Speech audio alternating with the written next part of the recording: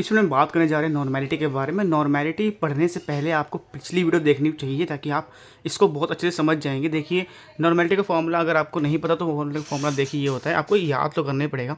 Normality का formula होता है number of gram equivalents by volume.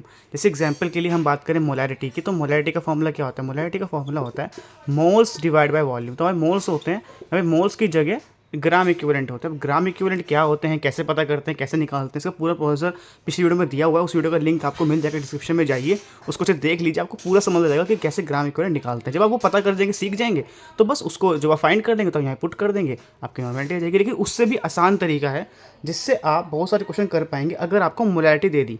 तो हम ये टॉपिक ज़रूर पढ़ें, आप इम्पोर्टेंट टॉपिक है। टॉपिक का नाम है relation between molarity and normality.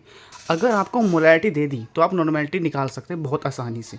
ये तब हो पाएगा अगर मोलैरिटी दे रखी है। मान लीजिए मोलैरिटी नहीं दे रखी है, फिर तो आपको पता करना पड़ेगा। या फिर आप ऐसा भी कर सकते हो, कई बार क्वेश्चन में वो घुमा के देता है तो आपको पहले मोलैरिटी निकालनी पड़ेगी और उसके जरिए ईजिली आप नॉर्मेलिटी निकाल सकते हो। तो देखिए, बस आपको याद करना है फॉर्मूला क्या होगा। देखिए, अगर मोलैरिटी दे दी, मान लीजिए मोलैरिटी दे रखी है, तो नॉर्मेलिटी कैसे निकालते हैं? Normality equals to x by multiply by molarity. X हमने पिछले में पढ़ा था, एक्स क्या होता है? एक्स का मतलब होता है बेसिस की एसिडिटी, एसिड की बेसिटी। जैसे एग्जाम्पल के लिए मान लीजिए आपको दे रखा है HCl, तो HCl में क्या है? HCl एक एसिड है। अब ये एक एसिड है तो इसका हमें एक्स निकालना है। एक्स कैसे निकालते हैं? एसिड में अगर आपको एक्स निकालना तो आपको देखना पड़ेगा वो कितने H प्लस दे सकता है। तो HCl में कितने H प्लस दे सकता है? एक ही दे सकता है, तो एक्स कितना हो जाएगा? 1। जैसे मान लीजिए दे दिया H2SO4, यहाँ पे कितने दे सकता है? 2 दे सकता है, तो एक्स कितना हो जाएगा? 2 हो जाएगा। ठीक है, तो ऐसे हम एक्स पता करते हैं। अच्छा, मान लीजिए हमें बेस दे दिया, मान लीजिए NaOH दे दिया, तो बेस है। अब बेस यहाँ पे देखना पड़ता है कितने OH दे सकता है, तो कितने OH देगा ये देगा एक OH नेगेटिव, तो इसलिए यहाँ पे एक्स कितना हो जाएगा? 1 हो जाएगा। मैंने दे दिया CaOH का होल ट्वाइस, यहाँ पे OH कितने दे सकता है? कितने OH दे सकता है? 2 दे सकता है, तो एक्स कितना हो जाएगा? 2। इस तरह से।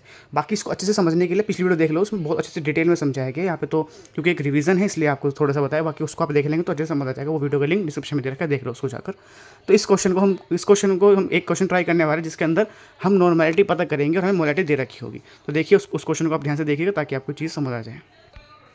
अब ये क्वेश्चन देखिए, क्वेश्चन है find normality of a solution containing 0.5 moles of H2SO4 in 500 ml of solution.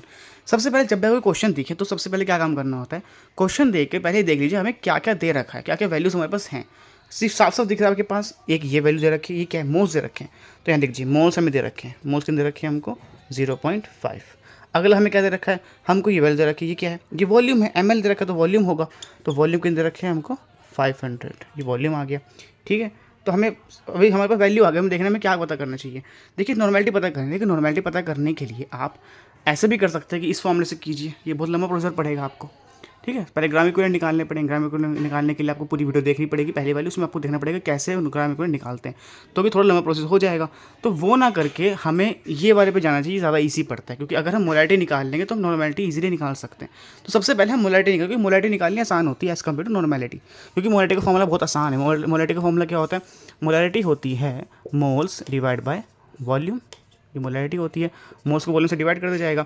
यहाँ मोल्स कितने रखे? देखिए मोल्स हमको दे रखे हैं 0.5, यहाँ रख दो 0.5। वॉल्यूम कितने रखा है? 500। 500 क्या है? ml है ना, तो इसको लीटर में रखना पड़ेगा। हमको पता होगा मोलैरिटी में जब भी हम वॉल्यूम रखते हैं ना तो वो लीटर्स में रखते हैं, तो 0.5 लीटर्स हो जाएगा। 0.5 लीटर्स, तो ये क्या है? ये 0.5 है, ये भी 0.5 है, तो कट जाएगा तो 1 आ जाएगा। तो मोलैरिटी कितनी आ गई? 1 आ गई, 1 m। ये क्या आ गई? मोलैरिटी आ गई। जब मोलैरिटी आ जाते हैं तो मोलैरिटी आने के बाद नॉर्मेलिटी निकालना बहुत आसान। देखिए, क्योंकि निकालने का फॉर्मूला क्या? नॉर्मेलिटी क्या होता है? X multiply molarity. तो मोलैरिटी तो मिल गई, तो फॉर्मूला लिखो। नॉर्मेलिटी निकालने के लिए क्या करना होता है? मोलैरिटी को ना एक्स से मल्टीप्लाई करना होता है। तो यहाँ पे हमारे पास पहले हमें एक्स पता करना पड़ेगा, एक्स कितना होगा। एक्स कितना होगा? देखो H2SO4 दे रखा है तो इसका एक्स कितना होता है? इसका एक्स तो 2 होता है, हमने अभी पढ़ा था ना। एक्स कितना होता है? 2 होता है, क्योंकि इसमें 2 हाइड्रोजन दे सकता है। तो यहाँ 2 रख देंगे, तो 2 मल्टीप्लाई बाय 1, तो नॉर्मेलिटी कितनी आ गई? 2n आ गई। तो हमारी क्या आ गई? नॉर्मेलिटी आ गई। बस ये आंसर हो गया।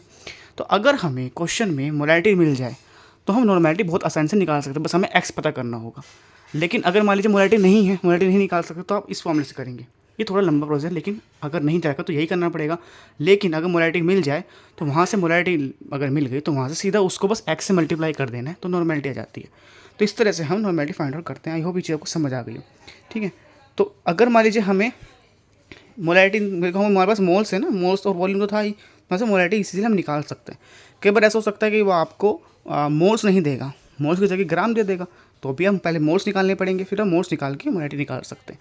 तो टॉपिक वाइज पढ़ना पड़ेगा आपको। सबसे पहले अगर आपको टॉपिक समझना है तो आपको सबसे पहले मोलैरिटी पढ़नी पड़ेगी।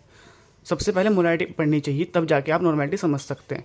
मान लीजिए आपने मोलैलिटी नहीं पढ़ी, एक टॉपिक है मोलैलिटी, मान लीजिए मोलैलिटी नहीं पढ़ रखी, तब भी आप उसको समझ सकते हैं, लेकिन पहले ही पढ़ना पड़ेगा मोलैलिटी। मोलैलिटी समझ जाओ, मोल्स समझ जाओ, मोल्स कैसे पता करते हैं, मोल्स निकालने आने चाहिए, मोलैलिटी आनी चाहिए, फिर आप नॉर्मैलिटी समझ सकते हैं। ठीक है, बाकी पिछली वीडियो को ज़रूर देख लेना ताकि आप ग्राम इक्विवेलेंट निकालने सीख जाओ। अभी जो समझ आए कोई डाउट तो कमेंट कीजिएगा। बाकी कोई नए टॉपिक को उस बारे में आगे बात करने वाले हैं। Thank you so much.